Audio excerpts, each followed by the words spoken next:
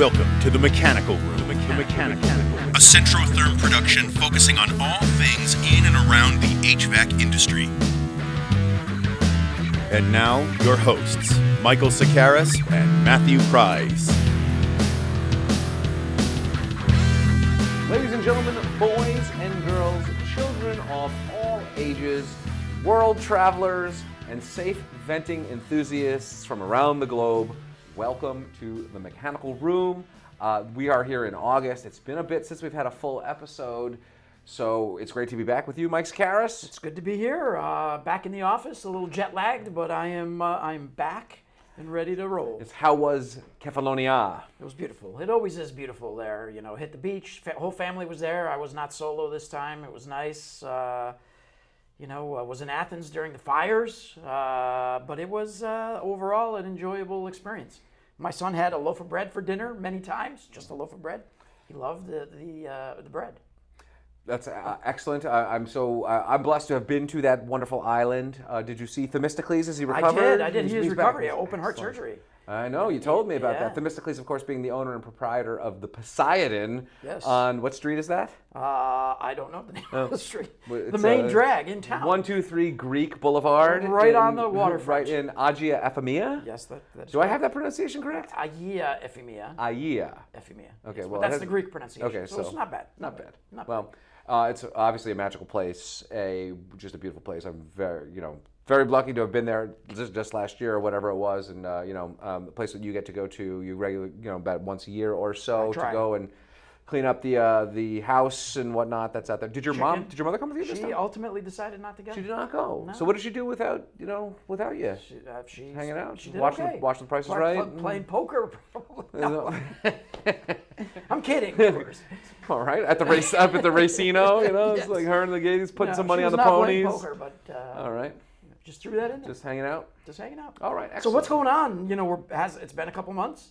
What's on the agenda besides Shosher Pike? It's been busy. You just talk about to this episode or just in general? To the episode. What do we have scheduled? Well, today we are gonna. Well, obviously we'll do the Shosher Pipe, and someone who I think has won it in the past will be another winner. So we, I saw it. someone with definitely got my vote. Consistently good installations, and we are going to chat with J.P Cahalan of XOi Incorporated? XOi Technologies is the full name. Sorry about that. I'm not sure what their corporate designation is, but they are a unique company. I'm really looking unique forward company. To the discussion. They do a lot of stuff. It's a tech company, but certainly something that is very helpful to technicians and in truth, OEMs as well. If you can download manuals and watch training videos that help.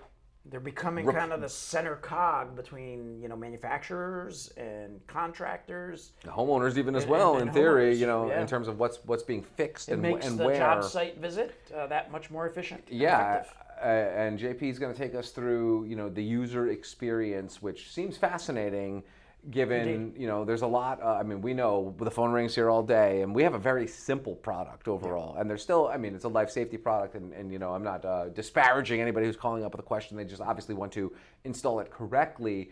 But we make pipes and elbows. They kind of fit together like a Lego set, compared to something with all kinds of gauges on the inside and digital stuff, pumps and sensors, recirculation, and the appliance itself has all kinds of stuff going on it.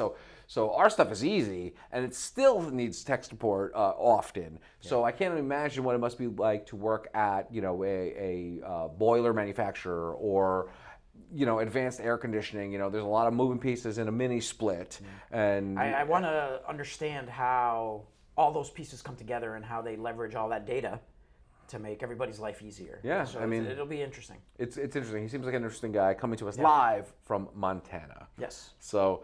Yeah, and it's been a busy week here at Centrotherm as well. We had the legendary Ben Poole of HVAC Tactical sitting right in that seat. I missed him, unfortunately. I would have loved to connected with Mr. Poole. Yep, well, he sat in your seat as well. So. I saw the post. That was a funny post. So he was here with his apprentice and HVAC tactical employee, Efren Martinez. Maybe we can weave some pictures into Yeah, this I mean, that? we might be able to show some of that actual video. Actually, hey, Joel, you want to come in here? It's like, I see him popping in. Just pop. Hello there. We're recording, but We're live. We're you're live. We We are are recording. live so right now. Wait, you're live streaming? we're not We're not live. live We're live podcast recording right now. Let's point a camera at this guy and say, too fat for that. I don't Oh. think the camera has a wide enough lens. We have all kinds of wires that you would trip over here. So, It's a little bit of a I know, hazard. my hips they're not in good shape anymore. well, All those 20,000 steps will do that to you. 25. Yeah, 25 is a Plus, lot. plus 5 miles of biking. It was It's nice. Very It's a nice. lot. It's a Oh, lot. So all of us were, not all of us, a lot of us were on vacation. I went to a hurricane during that time. I know, I saw that. It's all the rain. That's Yeah. like twice that you've been to a hurricane. Well, this was when. Didn't you have another like bad weather experience on vacation? I mean, I take the weather wherever I go, unfortunately. So this was just one in a series of I go to a place and then the weather turns to shit immediately. Are we changing this to Behind Two Ferns? We are. We've done this for a couple, the for a men, couple times. Oh, the yeah. fern between the men Yeah. instead of Oh yeah. between two ferns. Absolutely. Yes. This is the new studio here, so we're making it as homey as possible here. Yes. And it's funny, like so when Ben was here, you weren't here, but HVAC Tactical was here I saw outside, it, yeah. and so I mean we just put him here. It was like an interview series type of thing, and that's what's going on here in the mechanical room. So why don't we cut that right now And we'll let's go to show us your pipe. Okay.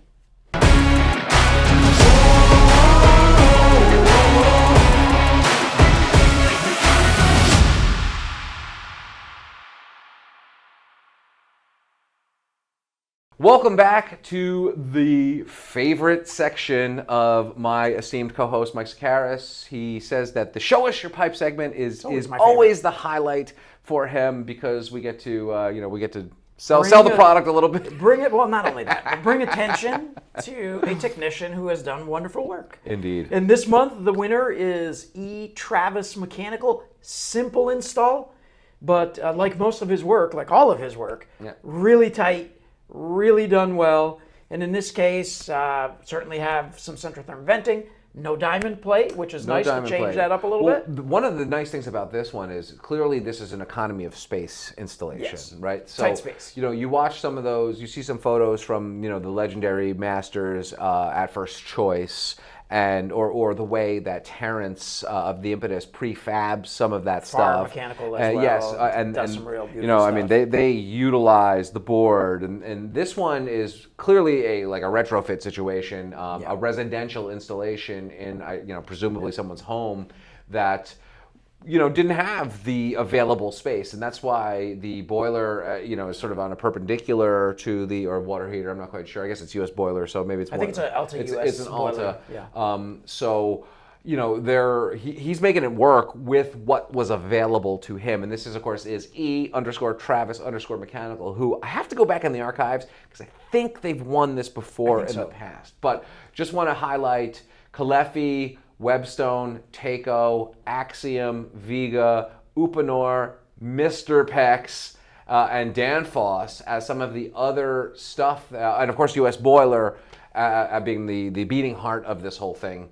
This is a collection of the top material out in the field, the top brands, and masterfully put together in a really tight space, providing on-demand water to this home or whatever place it is. I'm assuming it's a home. My guess so. is it's a basement of. Yeah, I mean, I'm getting that sense as well, but it could be the basement of a comic book store or something like that as well, right? It's close to my heart. Yeah, I know. That's why I said it. Listen, you gotta all those people Earth come World in. Comics You in better downtown Albany. You better use that hot water to wipe the Cheeto crumbs off your hands before you're touching Superman #1, or get the hell out of my store. Don't touch it. Don't touch it. At all. So, yeah, just a great installation. There's, sometimes we go through it, it's like, oh, look at all these lights and this and that and whatnot. And then other times it's like, boom, this is how it's done. This is where it goes. This is how you use the space. And this is going to obviously be a very functional and successful installation. So hats off to E. Travis Mechanical.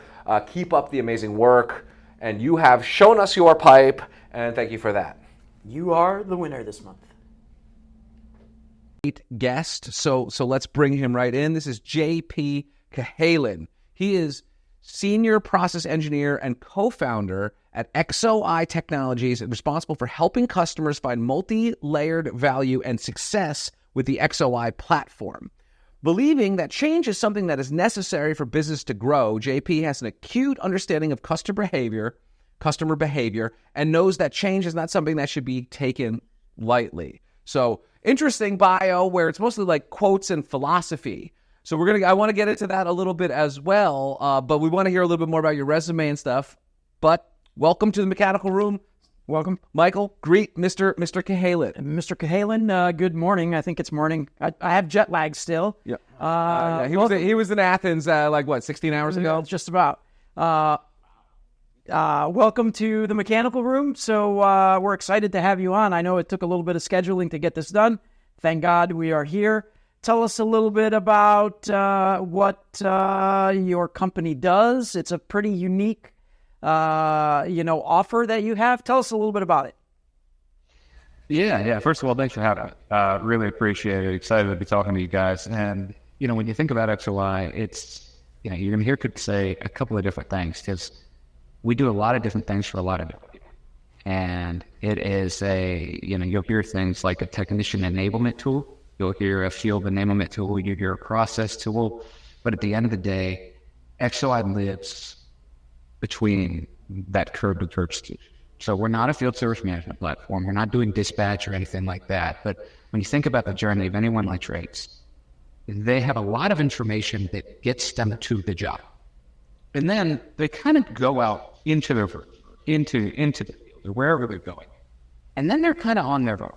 And they're leveraging Google and manuals passed down from them and manuals from the truck and the next guy on the phone and all that.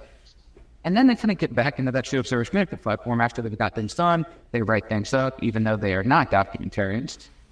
And it's just kind of what happens. And Aaron and Anthony and I kind of looked at this from a perspective on the XOi side, and we were like, okay, there's got to be a way that we can help. Right? And so what XOi has evolved into is kind of a workflow tool that extracts a ton of data, provides a ton of value and efficiency to technicians, communicates seamlessly to the office, to the end customer, to third parties and subcontractors. Like there's a multitude of different things that happen. But it ultimately started with the fact that there's kind of a gap in the world and people are left on an island. And how do you help them? That's a lot there. What you just said a ton. Yes. So I'm curious if we can, let's break this down granularly, right? And I hate to use this phrase because it's like such corporate BS, but like trace us an interesting use case for one of your customers. Like I am Johnny the plumber and this is how this service helps me. Like, from discovering you to being a power user, let's say, how does that journey look for someone who would be utilizing this platform? Yeah, let's just go with a simple one. Simpler the better, please. Yeah, let's say there's two things that come to say, hey, our asset, mechanical, electrical, plumbing, no matter what it is, our asset registration and our internal asset kind of knowledge of makes, models, serials, where they are and all that is not in good shape. We need help there. And let's say they're also like, listen, we also believe we're leaving money on the table. We believe there's opportunities out there and we got to try and solve. So when you think about what we do in regards to kind of the asset piece, just by a picture of a data plate, a tech literally standing outside of a unit, snaps a picture of that rated plate or that data plate, we leverage OCR to read the make models. And so a tech doesn't actually have to type the in. And a lot of times technicians, we may look for it in a list to say, hey, here's the association of the work I'm doing, or they have to type it in themselves, or they just type RTU2. And so you don't technically know what that asset is if it's not registered correctly in the system. We're logging that every time just off of that one image. But that's also surface things back for service history text. So that's one big thing that people get very excited about is the ability to increase asset accuracy. The other big thing, though, is when we start talking to them about the processes. And you say, hey, text in the field. They find something they need to write up for a quote. What do they do? And you would be amazed by how many people send an email, send a text, make a phone call, fill out some type of writable PDF with no requirements, and then email it separately. And so we can actually bring that into XOi and have all of that be automated.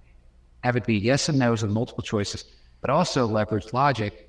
So when you're using XOi continuously, I don't want you to have to fill that out every single time, but I'm going to prompt you to tell me whether you have something or not. And I will tell you that just by prompting a technician and saying, hey, is there something here that should be quoted?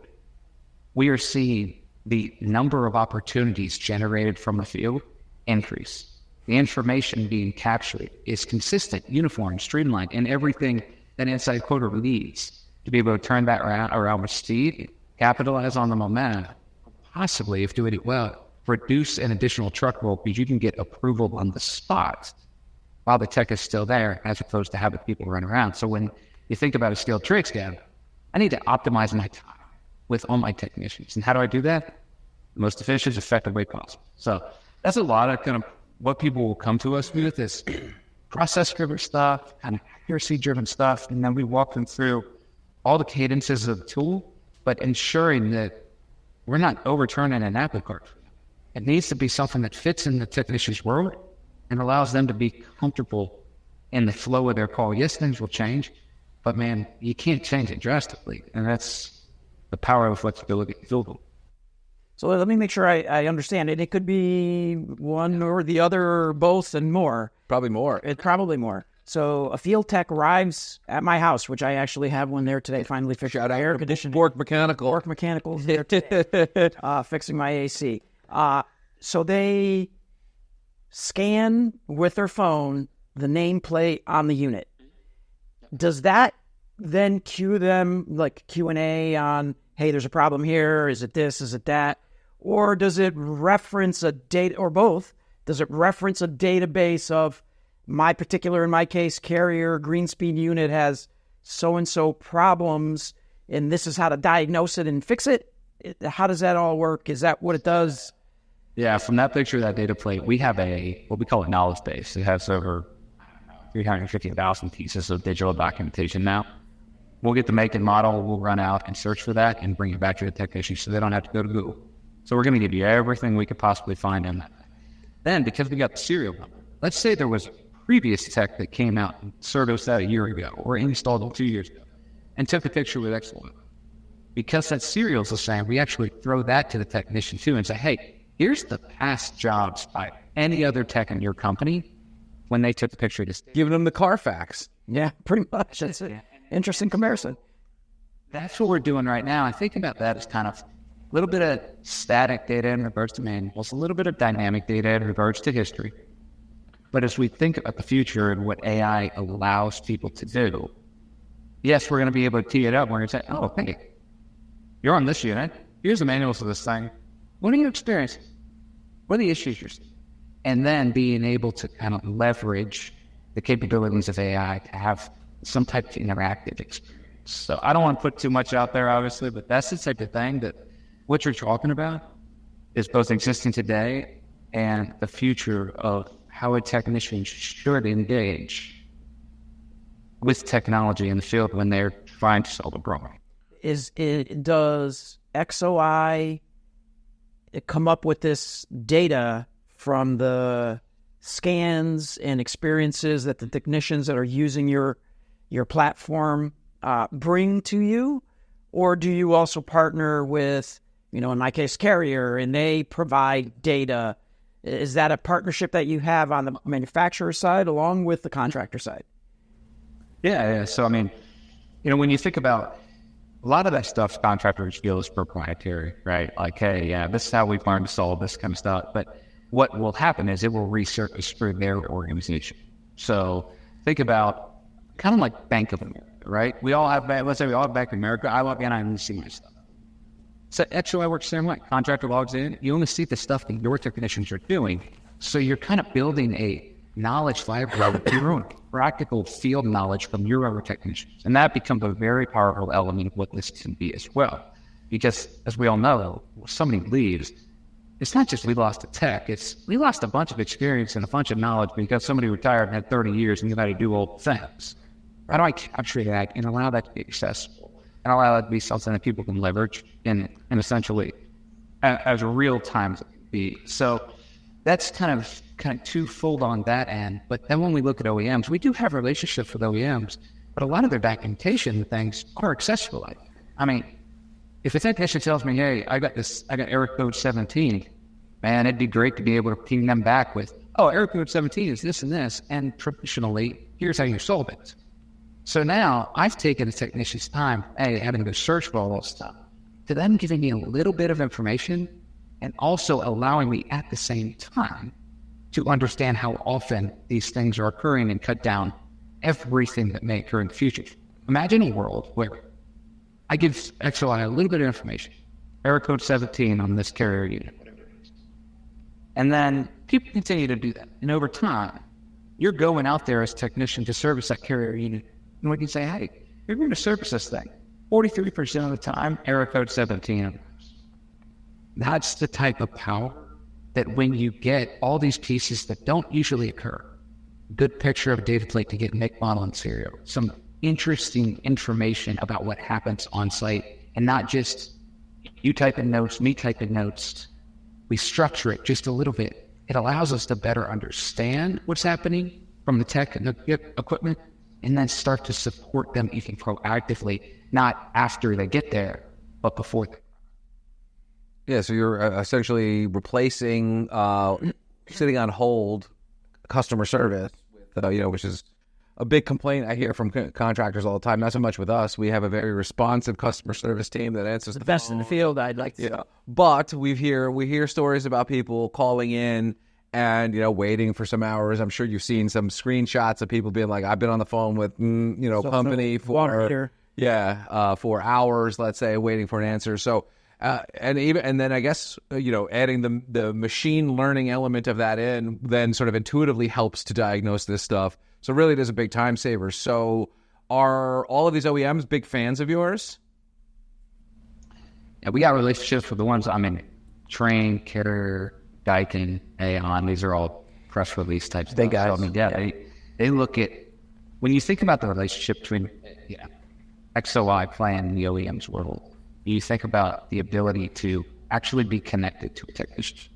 And what I mean by that is our ecosystem allows for, and Daikin does this, so I'm going to speak about it.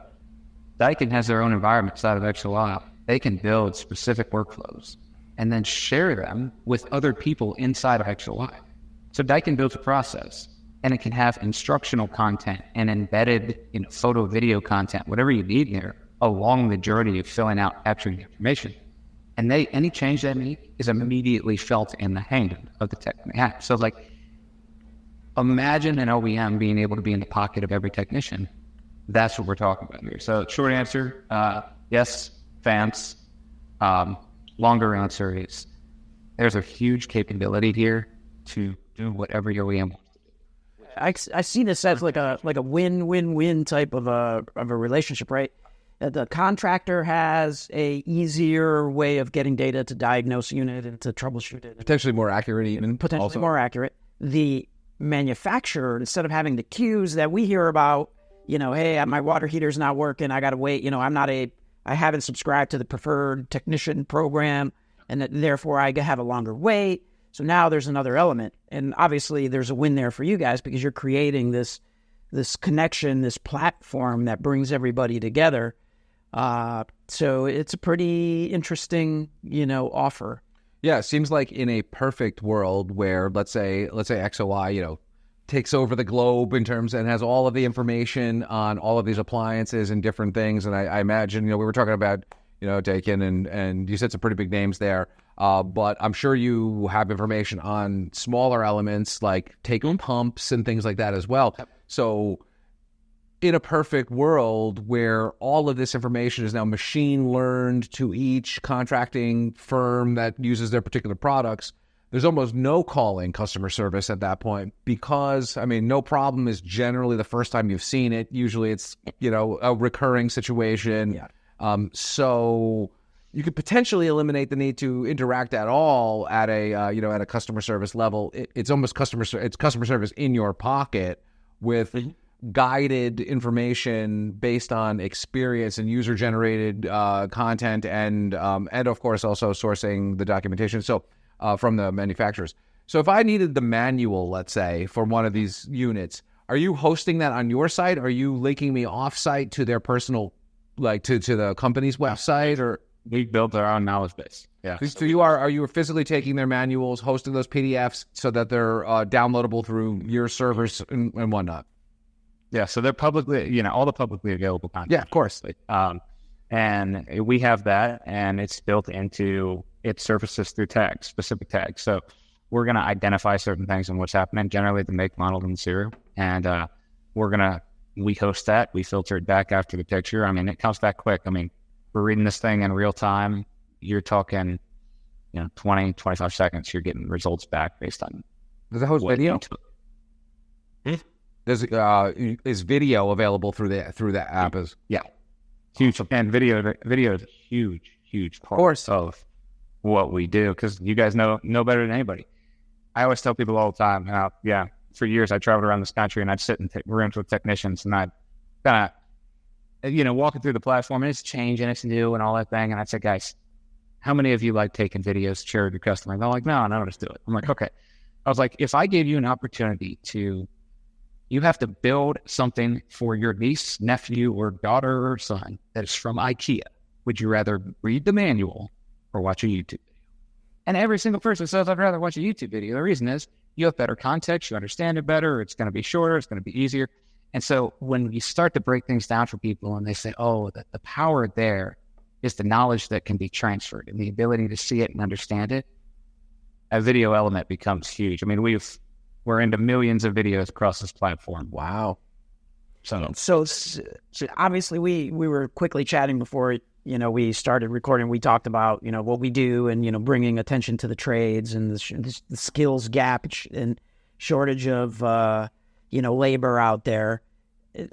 How the younger generation, right? They're more apt to go to a video. They're more apt to use a certain tool or platform.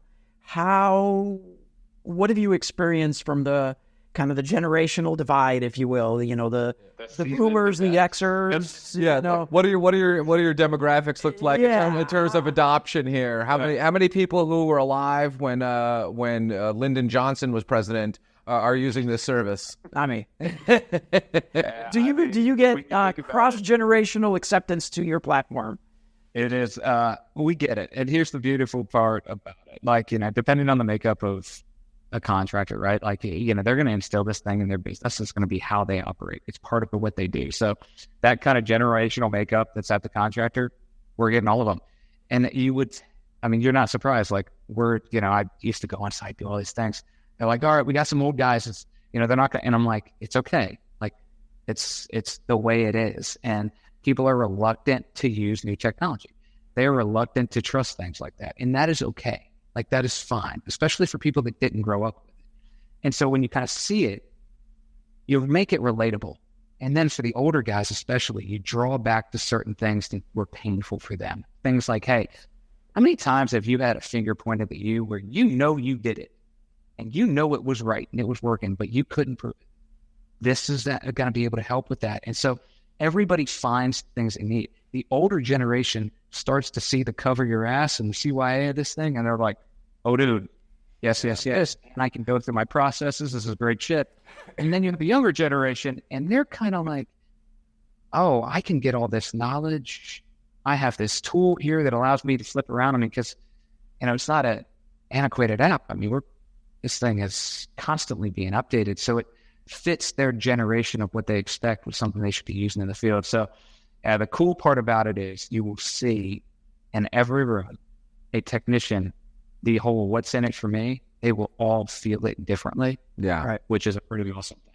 Yeah, I think that's a really good answer, right? I mean, nothing will hasten adoption faster than showing direct value. Yeah. So if, like Grandpa Joe, the plumber, who's been, installing toilets, since, I don't know, World War II or whatever, if you can make it faster or easier on him, and it's simple enough, you will take the steps to learn how to use it if it does provide that value. Here's the other thing too, with newer technology, like I was talking about my unit, right? It's a dual fuel system.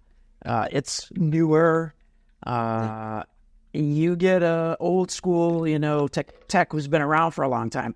Technology is constantly changing, right? There's going to be something that comes up. There's going to be a new unit that's got some new problem that he may not have encountered, he or she may not have encountered before. Analog versus digital, right? This tool will help him diagnose it, where he's not, the experienced guy that's seeing something new that he doesn't know how to deal with. This gives him an answer. He's got it in the palm of his hand.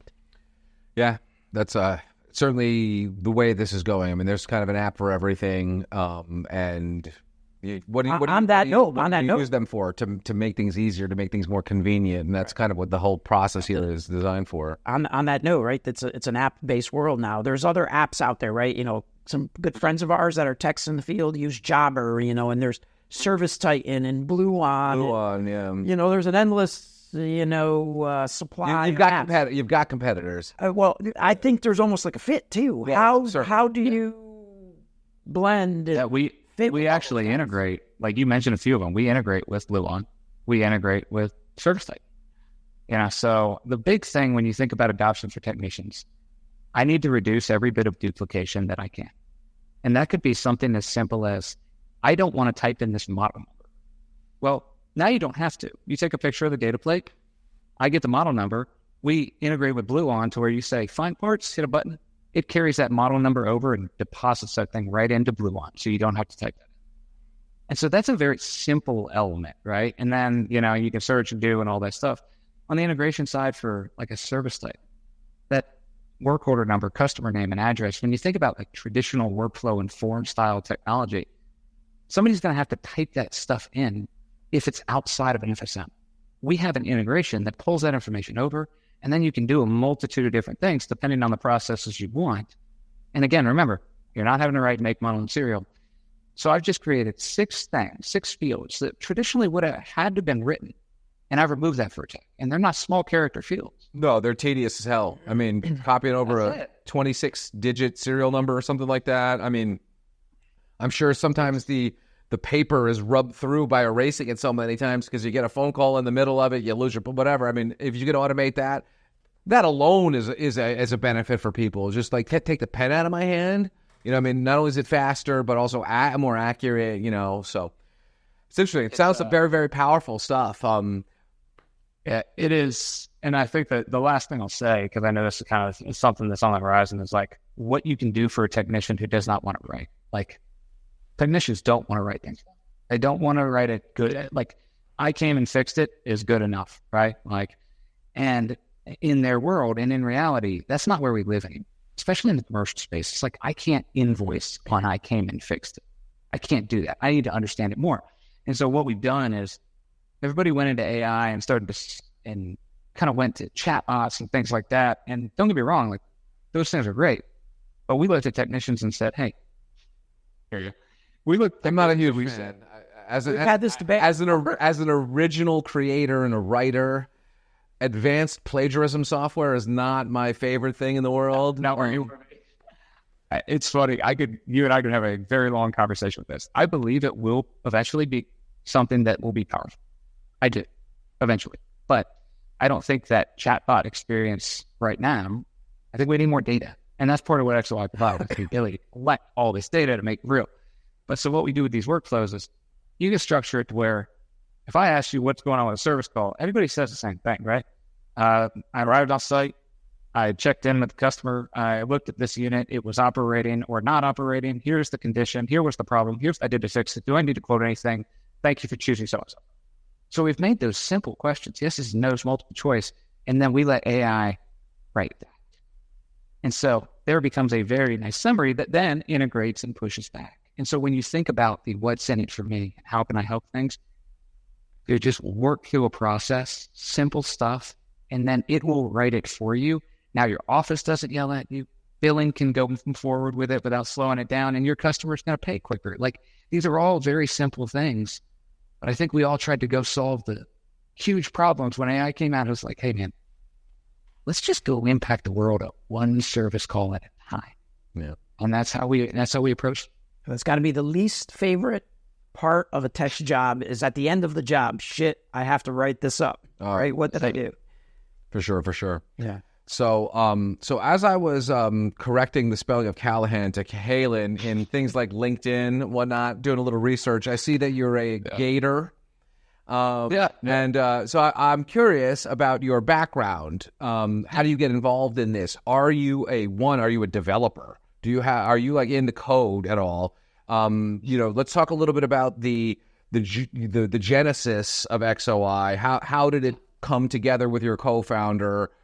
What role does each person play? And let's go from your journey from being a Florida Gator to, I believe you're in the Chicago area. Is that correct?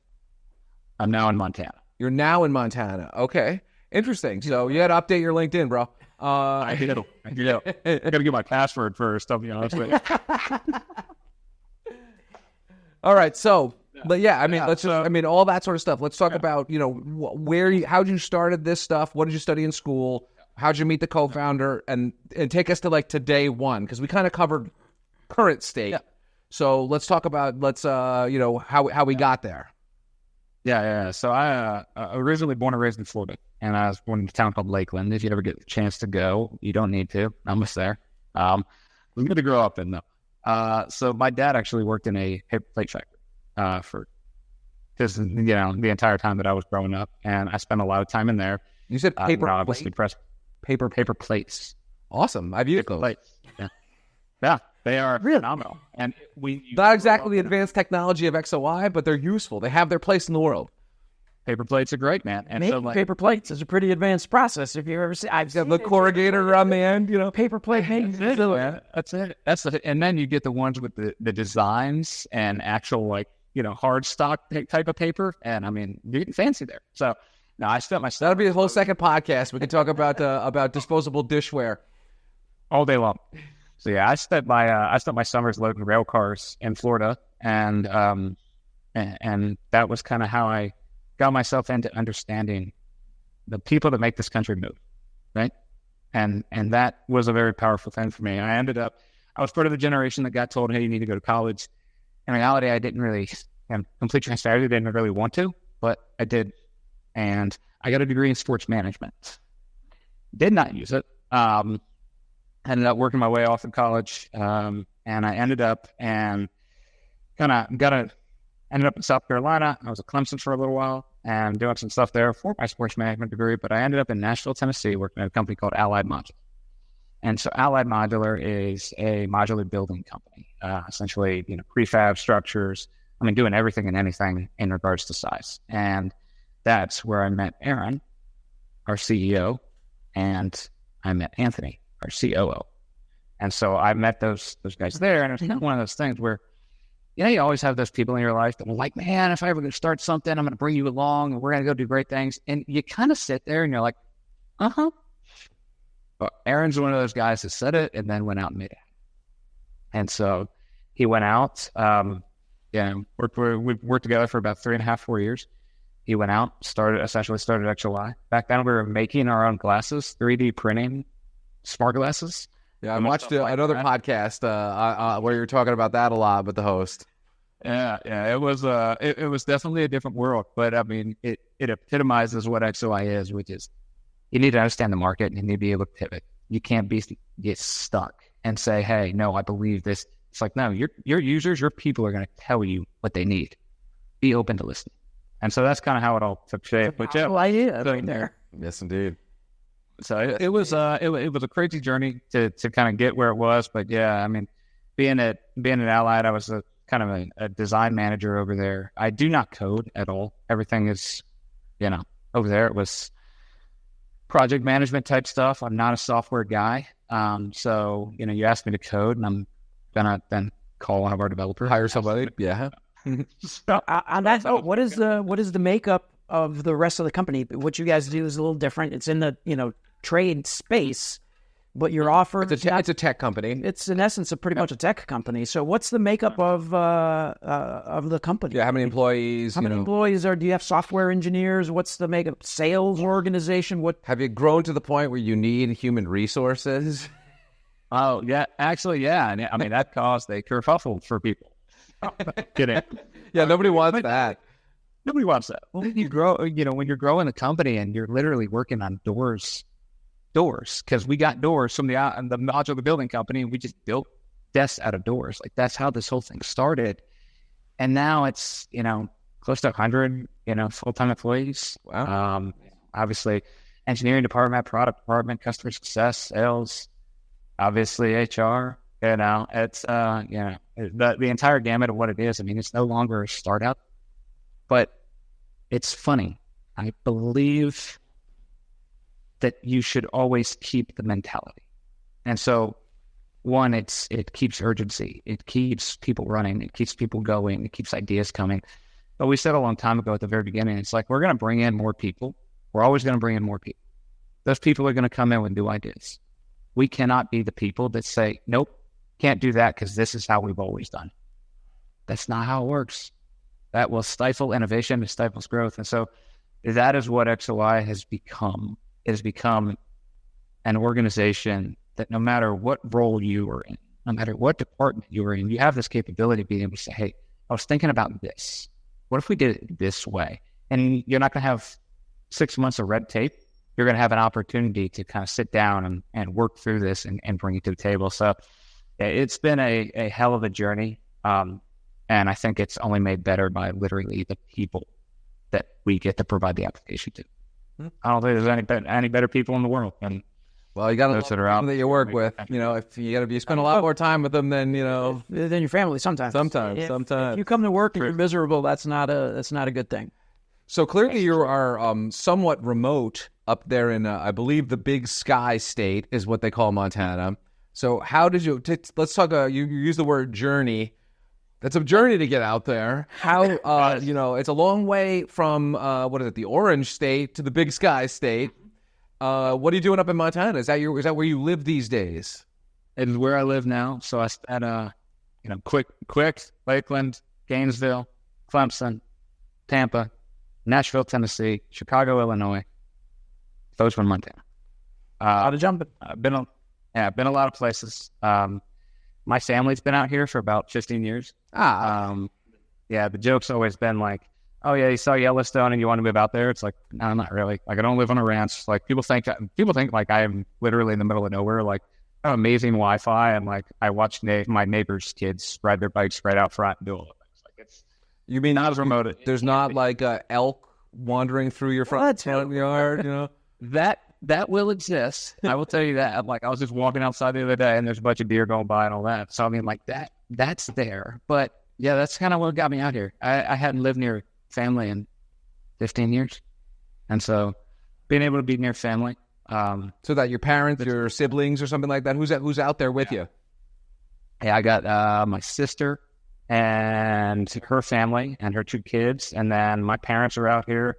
And then my brother is actually in Washington State, so he's pretty close. So yeah, it's just a lot of hopping around, but definitely good.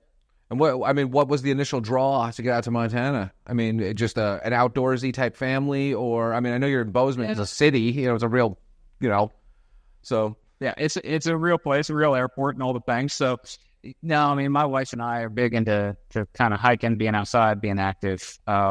And it was, we've always come out here for trips in the summer and Christmas time and all that. And so it's kind of this whole, we're getting to a point where it's like, hey, we love Chicago. Don't get me wrong. Chicago's an amazing city. One of my favorite cities in the country.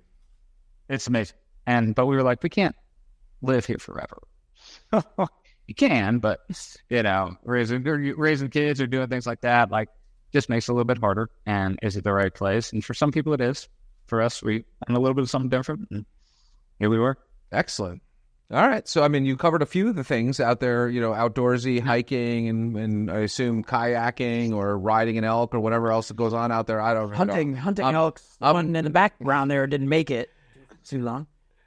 Did not make it. And everybody's always like, you're a hunter? And I'm like, listen, I will go with you and I will help you carry that thing out after you shoot it. I don't need to be the one that finds it. I simply guess. And for me, I just like being out there. I just like enjoying it. And so I have nothing against anybody that wants to go shoot anything. Like, that's not my thing. But, for me. You're looking at 2 people who are not really hunters either. Yeah. This is a fancy European over here. Coffee drinker. And I'm definitely like in urban New York City, like academic elite. Have you ever been hunting in your life? I have. Was it like a work thing or No. I went hunting with my dad as a young child. Oh, was that a thing? Several times. Oh, really? My dad was a big time hunter. Like up here in New York? Like just... New York, deer hunting, rabbit hunting, Don't tell my wife. bird hunting. I won't tell you. Yeah. No. Hopefully she won't watch the. No, she doesn't watch the it. So yeah, I've never been hunting. I didn't know that about you. Yeah, I've gone hunting. I don't now. I mean, did he continue on that into later, like on retirement stuff? Or? I mean, after, probably until I was like 10, 15, maybe 20 years old. Okay. So quite a while ago. And then he just didn't, much anymore. Yeah, and you were not into it either. So I mean, I went hunting with him as a kid, but it's not something that, I shot a rabbit. I was tempted. I'm not, I like shooting. We've had these conversations, but I am not a hunter. I'm not going to go out there, and hunt. Yeah. My daughter, though, is my daughter. I do. I think she kills the elk with her bare hands. With her bare hands. She's ready to go out bow hunting and take out whatever. So you mentioned your wife. Yep. You guys are both out there with your family. You have any kids? No kids, just 2 dogs right now. So what kind of dogs? Yeah. One I say German Shepherd mixed with a Chihuahua and a Chow. So I don't know how that worked. I know. So I'm picturing a Chihuahua that's the size of a German Shepherd, or a German Shepherd that's the size of a Chihuahua. It's about 35 pounds. I mean, she's old now. She's about 14, but used to look like a coyote. Like that's what. Interesting. Okay. Cool. And then other one was and he was in here. He's a pit Doberman Rottweiler. Now that you're talking my language, Dobermans are I don't have a dog because I don't have enough yard to really let it run, which is my criteria. I don't want to keep it locked up in the house. I mean, if I lived up in Montana, different story. There's a little space out there for it to run. But Dobermans are, to me, one of the smartest and most loyal creatures out there. I agree. Yeah, it's I've always had pits growing up, but when I rescued this guy, it was the first kind of Doberman mix, and I was like, I think I might have to find Doberman pit mix for the rest of my life. Yeah, I mean, I'll wear them fine, but I'm going to find them. Those are the only dogs my family ever had was Doberman and Pit Bulls, and they all get a bad rap because they can be vicious, but it's all in how you raise it, of course. And both of those dogs that I'm thinking of, like my childhood dog and the Pit Bull that came afterwards, were some of the most intelligent and loyal and sweetest dogs around. There was not a mean bone. I mean, they would be protective if something was going on, but viciousness was not, at all in the personality at all, because it's like a beloved family dog. So. Yeah, I mean, that's probably a beautiful animal. I'm sure you're super close to it, of course. So, what else is going on up there? What do you like? Do up in Bozeman? You get is Taylor Swift coming to town? Like, where do you go see shows? Where do you go see a concert? What kind of music you listening to up there? You go to the rodeo. Rodeo, okay. That's where Ludacris came a couple of weeks ago. Oh, right. Okay, I'm not kidding. Did you go? Yeah. Oh yeah. You were throwing bows at the rodeo? Yeah. 100%. You had to go, right? It's just, Ludacris is coming to Bozeman. There's always a random act that comes that you would not expect. But the majority of stuff out here, I mean, I listen to country. I've listened to country my entire life. Love 70s music as well. But there's a lot of places that you can kind of go catch, traveling Western acts. It's kind of, a couple of people just kind of strumming on the guitar. And just it's folksy and kind of country and more country western than it is your country pop stuff.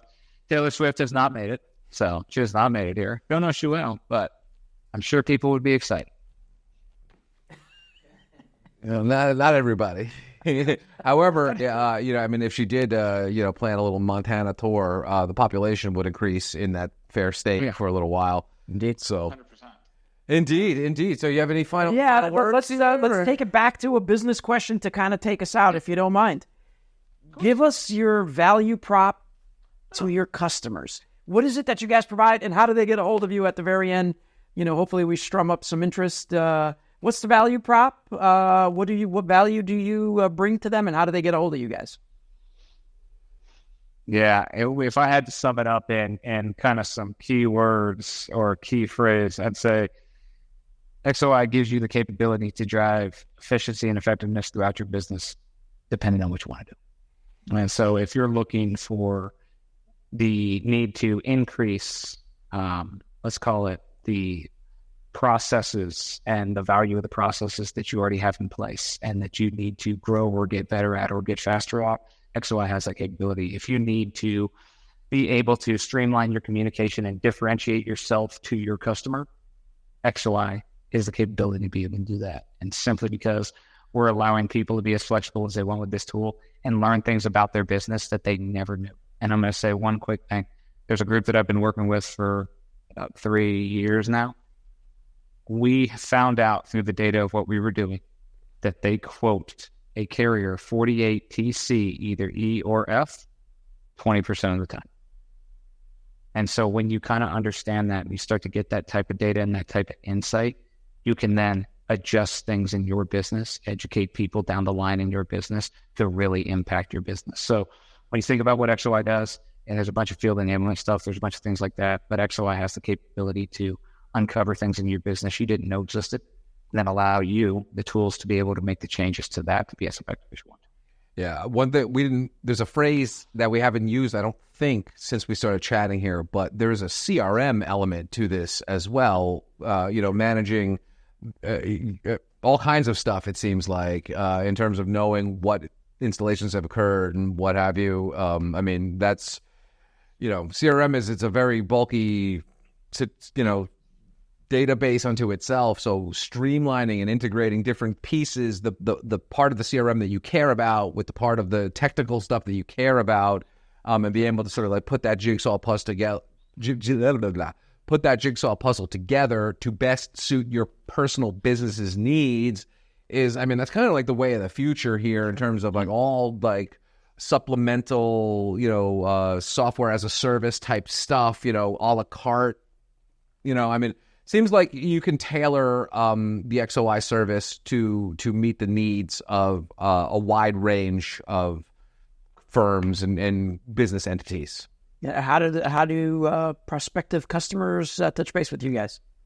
Yeah, XOi.io. That's where you want to go. And there's going to be a contact us, and we'll get some information. You'll also learn some other things on the website about what the tool does. There's a variety of things, a variety of use cases that kind of are there. And because a lot of people come to us for different things. I say, I found you by searching for a safety application because people use XOi for safety. Found you for asset stuff and this, that, and the other. So we kind of try and help educate because the space didn't exist before. And we emerging, I don't even know, emerging environment, let's call it. That's it. So no, that's the best way to get a hold of us. And but yeah, I really appreciate you guys for letting me come on. It's been a ton of fun. Yeah, awesome. We appreciate your time as well. Thank you. Thank you so much, Mr. Cahalan. JP, it's been great chatting with you here on the Mechanical Room. XOi.io for everybody out there who needs this technical environment and customer service and CRM and all the other bells and whistles that come along with this pretty multifaceted app. So thanks for joining us here on the Mechanical Room, and keep in touch. It's great. Thank you, guys. Thank you.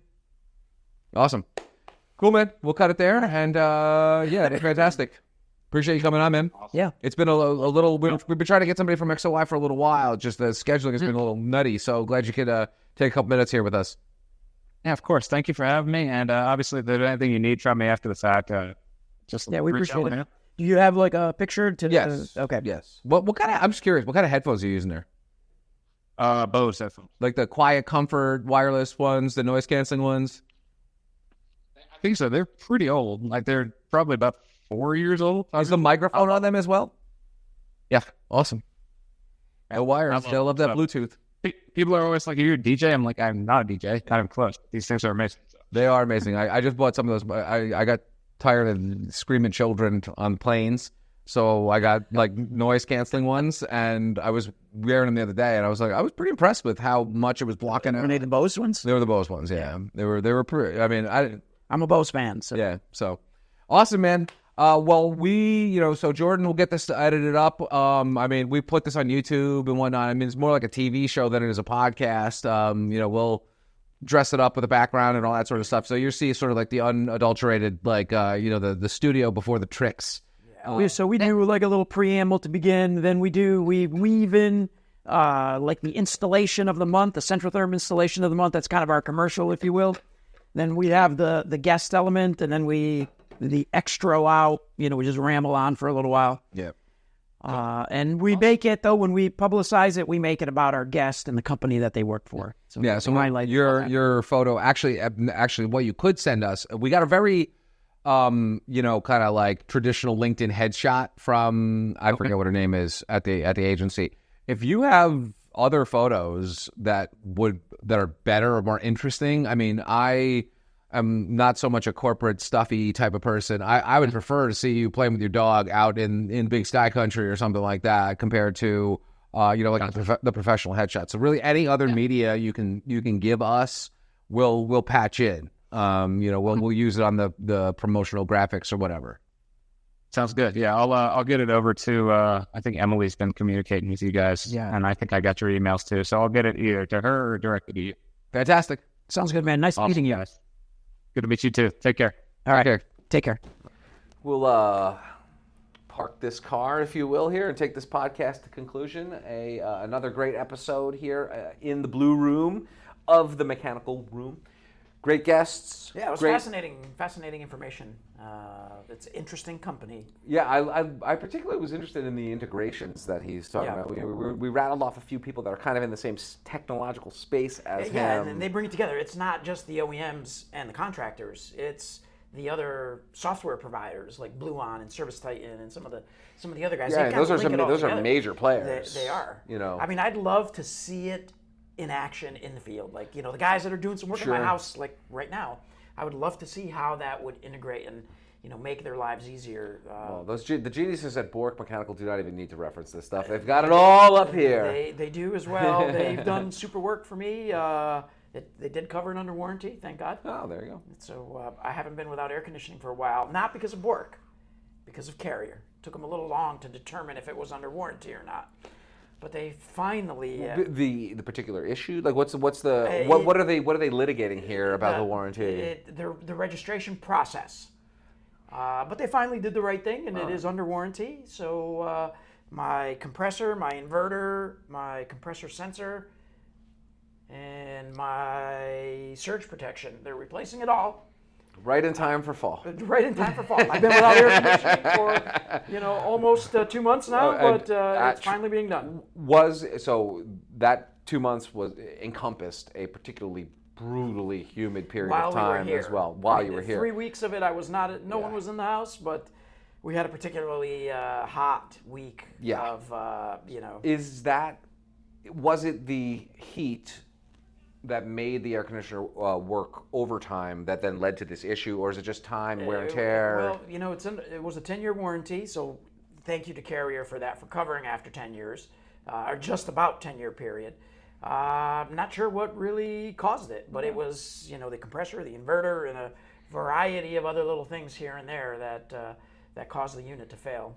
Interesting. I wonder if XOi could have solved that, because it would have been like, this particular carrier does this and this and this, and then therefore maybe in the diagnosis period, that's what I mean. That they knew that if it was a recurring problem with that particular unit, maybe like the nameplate. I knew when we were talking, he had mentioned you go to the nameplate, take a snapshot, it references past problems, it references past service work.